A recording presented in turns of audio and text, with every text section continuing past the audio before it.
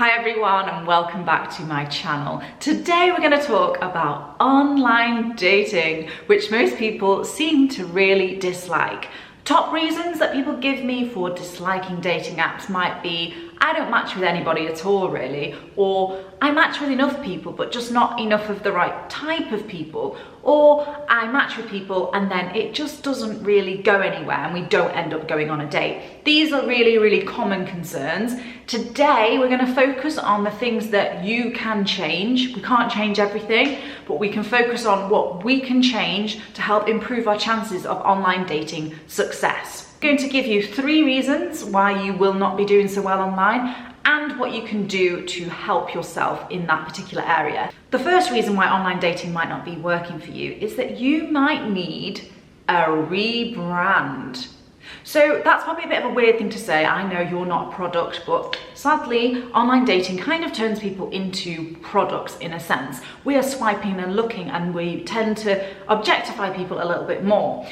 This leads people to jump to conclusions about people very quickly. And if your online brand is a little bit off, you're not going to match with the right types of people. So I want you to take a look at your dating profile and ask yourself, what type of person do I come across as, and am I happy with this? I want you to look at your photographs. I want you to ask yourself, is this photograph a good photograph of me? Do I look like this picture? Is this the type of representation I want to give out of myself?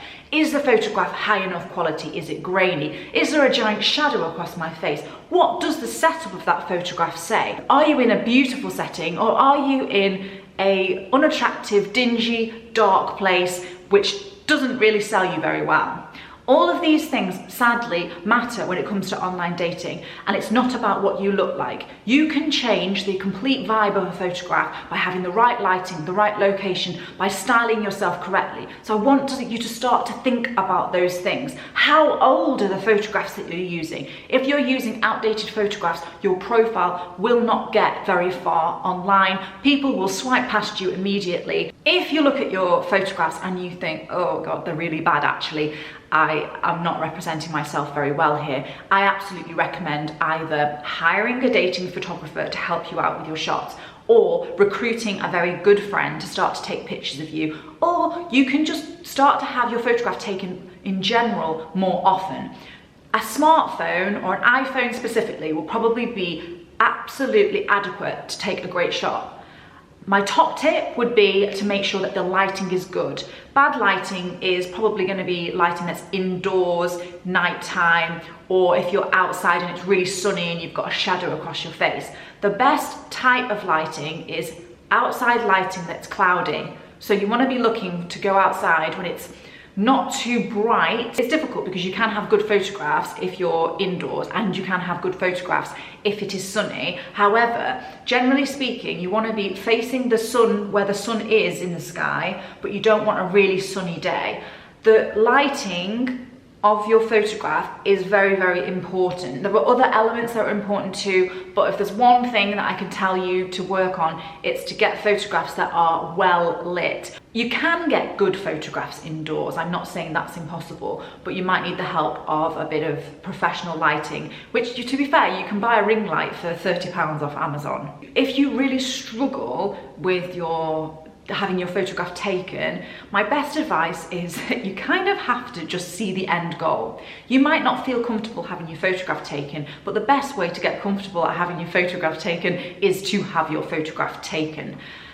And I know that that might be a little bit stressful for a lot of people, but I've just got to say what works best. And you completely have the power to do something about that. There are very few people out there now who don't have a sufficient camera or don't know somebody who has a sufficient camera. So if you really want to make this happen, you can definitely have more photographs taken of yourself and try to let go of that insecurity that's there around being seen having your picture taken.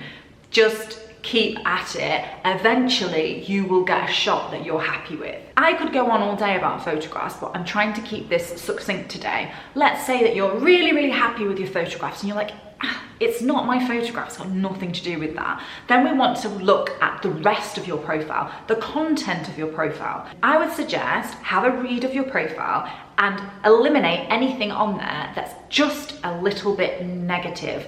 Nobody wants to hear what you don't want in a partner. They want to hear what you do want. Think about what you can give, not what you can take, and have that on your profile. You want your profile to be positive. You don't want your profile to be overly political or overly opinionated if you want to increase matches, because those sorts of opinions filter people out.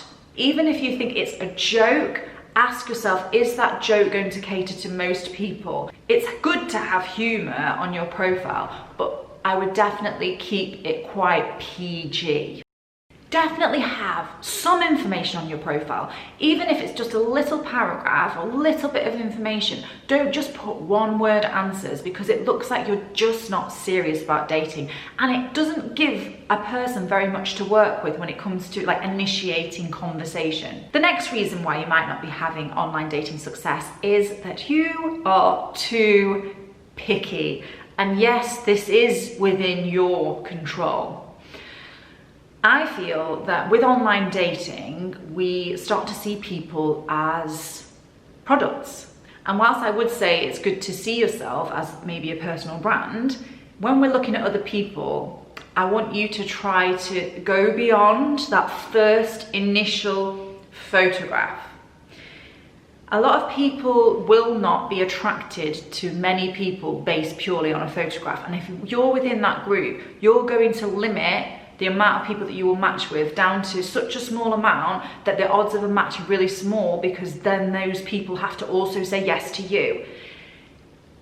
A lot of the time, and this is a bit brutal, people see themselves as slightly more attractive than they actually are and punch slightly higher when it comes to online dating. The problem with this is that if we all try to date the top 5% sexiest people, is that the 5% sexiest people are just getting loads of matches, and the rest of everyone else is just sat there like nothing.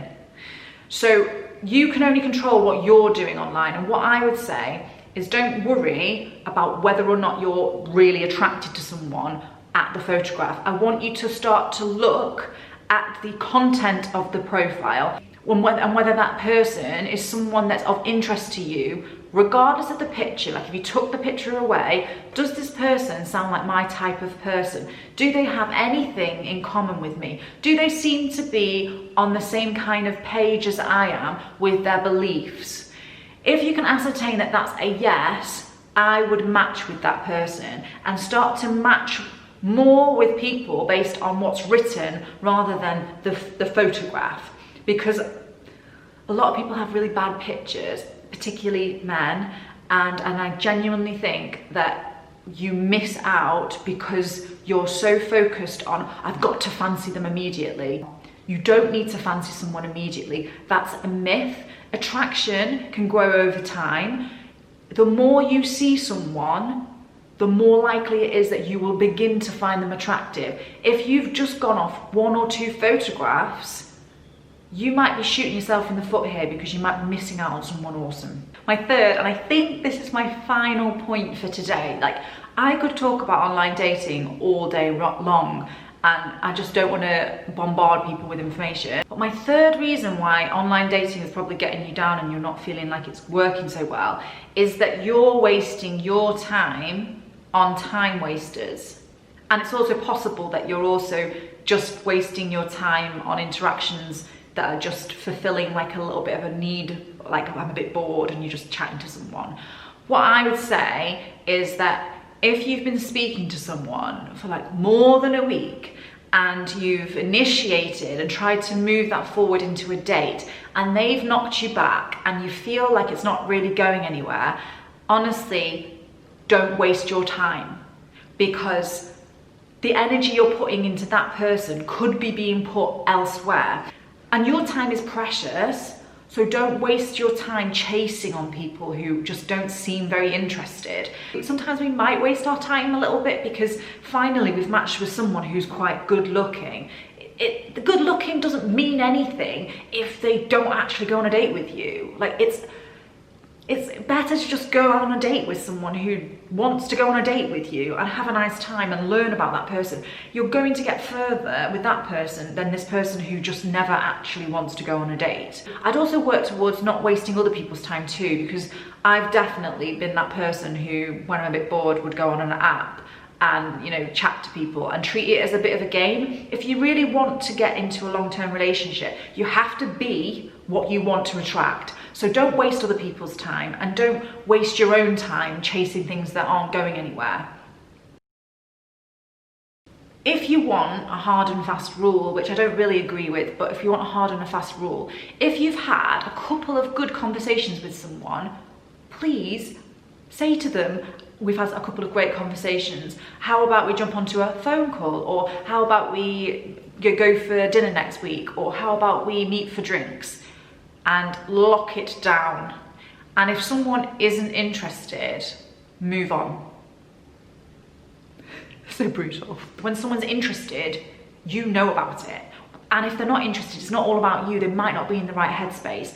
It's good to develop a process whereby you can ascertain quite quickly whether someone's a time waster or not, and then be able to move away from those people. So those are 3 reasons why you might be struggling with your online dating. There are, of course, loads and loads and loads of other reasons that you have the power to change. If you're interested in any one-on-one dating coaching, you can just head on over to my website. You can also find me on social media at Abby Blaze, and please do leave any comments in the comments box, and don't forget to subscribe. Thanks so much for watching. Bye-bye.